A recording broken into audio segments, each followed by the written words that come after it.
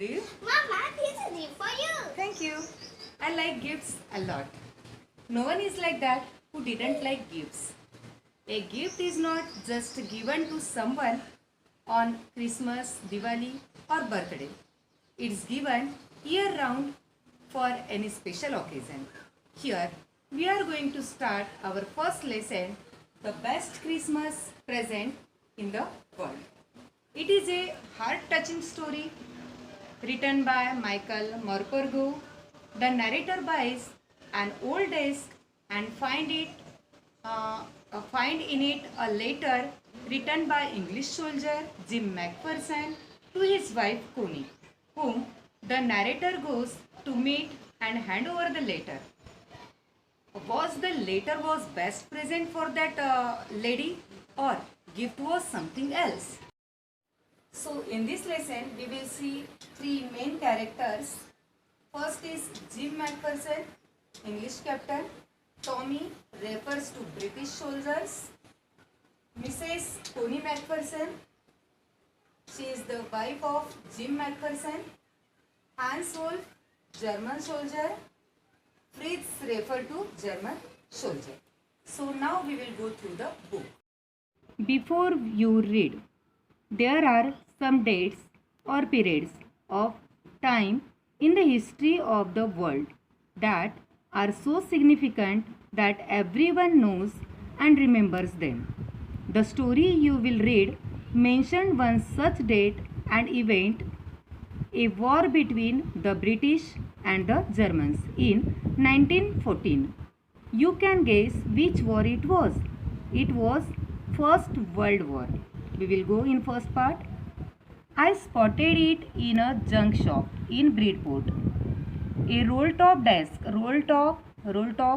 a desk with a flexible sliding cover. The man said it was early 19th century and oak. I had wanted one, but they were far too expensive. It is very much expensive, costly. This one was in a bad condition. The roll top in several pieces. One leg clumsily, awkwardly mended, repaired. Scratch marks all down one side. It was going for very little money. I thought I could restore. It is repaired. It would be a risk, a challenge, but I had to have it. I paid the man and brought it back to my workroom at the back of the garage. I began work on it on Christmas Eve. So, the author found a roll-top desk in a junk shop. It was in a bad condition but cheap. The author was not rich and wanted one. So, he thought he could repair it. So, he bought it. He began to work on it on Christmas Eve. I remember the roll top completely and pulled out the drawers. The veneer had lifted almost everywhere it.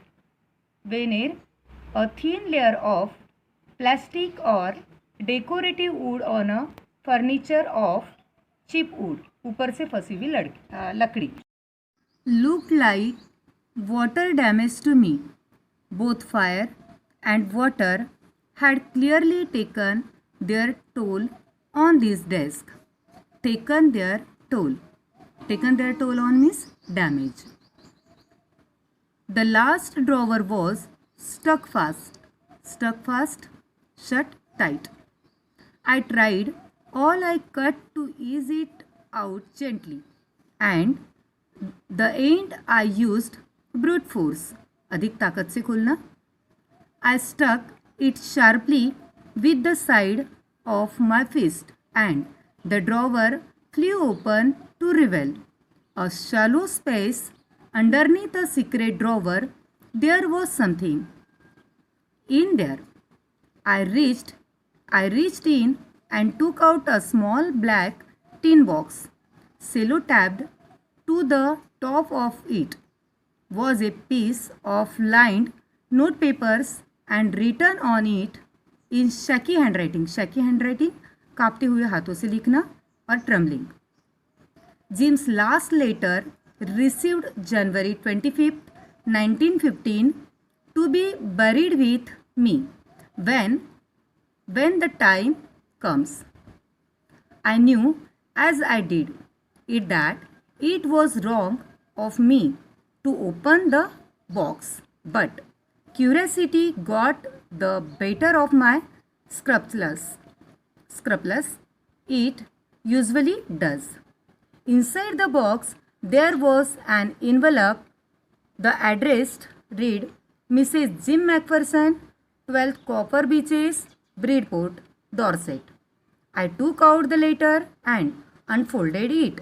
It was written in pencil and dated at the top December 26, 1914.